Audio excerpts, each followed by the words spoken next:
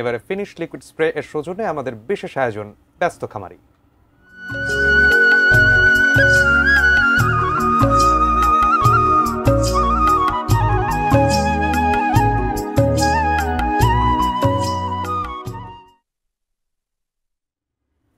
কোরবানির ঈদকে সামনে রেখে সবার এবার নজর কাড়ছে কুষ্টিয়ার বাংলার ডন ও মাফিয়া ডন।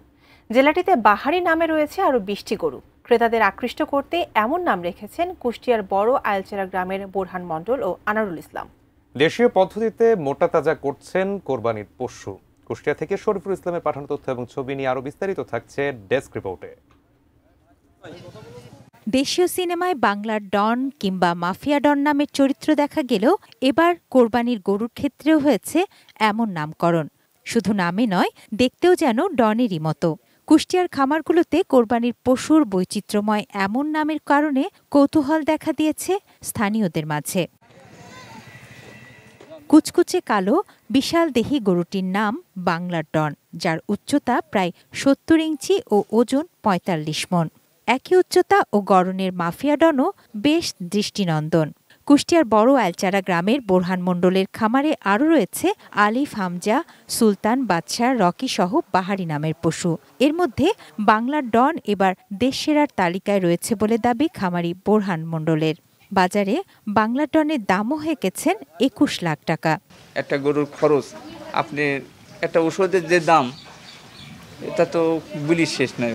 একটা সালের বাস্তা দেখা যাচ্ছে আগে ছিল অনেক কম, এখন কিন্তু বেশি টাকা কিনা লাগে। শুধু বোরহানি নয়, একই গ্রামের আনারুল ইসলামও কোরবানিকে সামনে রেখে প্রস্তুত করেছেন কুষ্টিয়ার ডন রাজা, বাদশাহ, সুলতান ও কালামানিক। কাঁচা ঘাস, ছোলা, ডাল, ভুট্টা, সাবু ও খড় খাইয়ে দেশীয় পদ্ধতিতে গরু মোটা তাজা করছেন। তাই আশা করছেন ভালো দাম পাবার। আমার ৫টা গরু আমি লালন পালন করছি, তবে আমি আশা আছি আর ৫টা গরু ২০ লাখ টাকা বিক্রি, আল্লাহর কাছে শুকরিয়া আদায় করি। জেলা প্রাণী সম্পদ বিভাগের তথ্য মতে গত বছরের তুলনায় জেলায় এবার বেড়েছে পশুর সংখ্যা।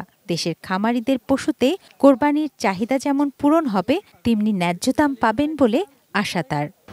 এবারে আমরা কুষ্টিয়া জেলার চাহিদা মিটিয়ে দেশের অন্যান্য জায়গাতেও আমরা কোরবানির উদ্বৃত্ত গরু সরবরাহ করতে পারবো ইনশাআল্লাহ। তুনা সিনা তুনু, desk report, ATN news. Finish আসলে একটা জিনিস, সস্তায় বস্তাপতা জিনিস, স্পার্টা চিনে ফিনিশ।